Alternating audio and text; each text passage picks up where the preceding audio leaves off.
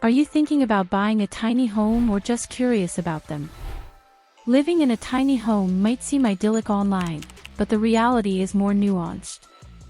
It's essential to acknowledge the challenges. If you're considering purchasing a tiny home, here are a few reasons why you might want to think twice. One important thing people often overlook when it comes to tiny homes is insurance. This mainly applies to tiny homes on wheels, also known as THOW. Many companies don't want to insure tiny homes, some don't offer insurance at all. Securing insurance for a typical house is a breeze. You find a company, chat with a broker, pick a plan, pay around $2,800 per year on average, and you're covered. Now, when it comes to tiny homes, it's a different story. Even though the average cost is about $400 to $1,500 per year, not many places offer it. And when you do find a company, it's often not local.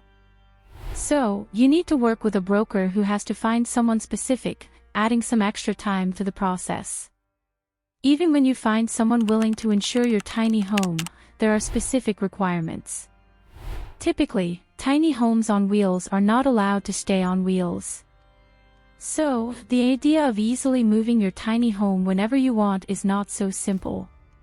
You have to take the wheels off, put your home on blocks, essentially creating a foundation. This is because insurance companies want stability and don't want homes moving around, which complicates things for them. Don't forget to subscribe. Secondly, let's talk about a common issue with tiny homes, being built to code. It's not about them being structurally unsound, it's more about meeting specific requirements. For instance, fitting stairs into a small space is a challenge. To make it work, some tiny homes have steeper stairs. However, these stairs might not meet the building code of your area because there are certain measurements that need to be followed. Some people might argue, "Oh, my tiny home is certified and built properly." That's true, but not as a home. Tiny homes on wheels are generally classified as RVs, recreational vehicles, and not permanent dwellings. This connects back to the insurance issue. Since it's not a permanent dwelling, it's built to RV standards, even with certifications. Finding suitable parking for your tiny home is another challenge. Zoning regulations, minimum square footage requirements, and other restrictions may limit your options, making it difficult to find a suitable location. Living in a confined space can contribute to cabin fever. Access to outdoor spaces becomes crucial for mental well-being.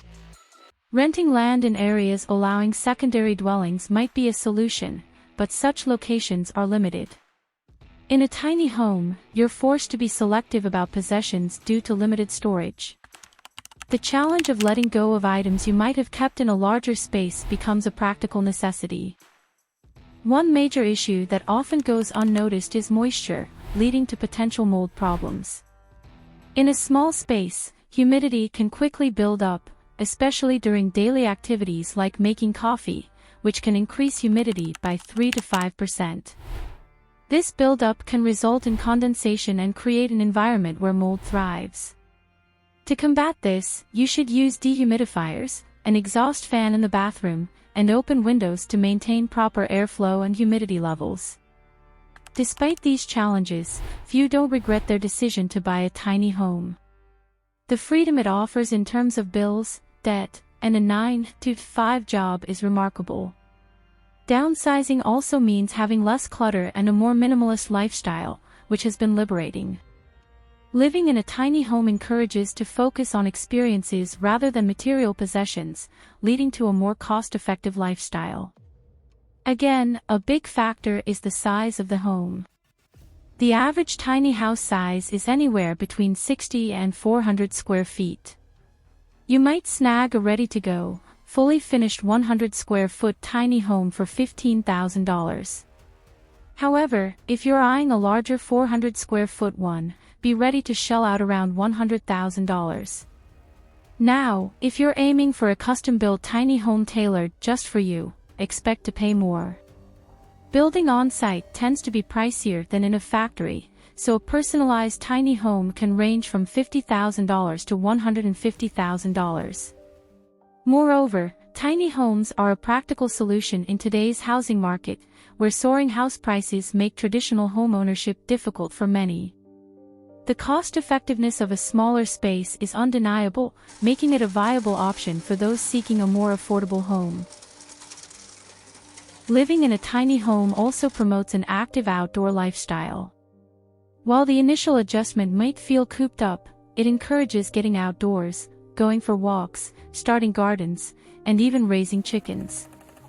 The connection with the outdoors becomes an integral part of the tiny home experience, fostering a healthier and more adventurous lifestyle. In conclusion, the journey in a tiny home could be filled with both challenges and rewards. It's essential to be aware of potential issues like moisture, but, overall, the benefits of freedom, simplicity, cost-effectiveness, and an active outdoor lifestyle make it a choice few don't regret. Now, let's talk about the money side of living in a tiny home. We briefly mentioned it earlier when we talked about freedom and having fewer things, but let's dig deeper. Imagine being free from debt, unlike the average American who deals with a hefty $2,400 monthly home loan payment compared to being debt-free or having a monthly payment of less than $350. When you own fewer things, you're likely to save more money. These savings become a safety net for emergencies like medical issues or car troubles. Instead of spending on unnecessary items or a big mortgage, you can build up a cushion for unexpected costs. Plus, having more financial flexibility opens up the possibility of enjoying more vacations or saving up for retirement. Let me share an example. While most don't plan to live in a tiny home forever, it plays a crucial role in their financial strategy. Eventually, they aim to buy a small cabin-type home at a lake. In the meantime, the tiny home serves as both their residence and a potential Airbnb rental. This dual purpose allows them to save money and work towards their long-term goal. When the time comes to transition, they can either keep the tiny home for additional income or sell it to someone interested in Airbnb or lake cabin living. The point is, tiny homes offer multiple purposes, whether as a primary residence, rental property, or cabin. In conclusion, while some love their tiny home, it's essential to acknowledge that it has its drawbacks. If you'd like to continue exploring this world of finance, consider subscribing and inviting your friends to join the conversation. We're here to provide insights and knowledge. Check out this eye-opening video by clicking on the link if you want to know more.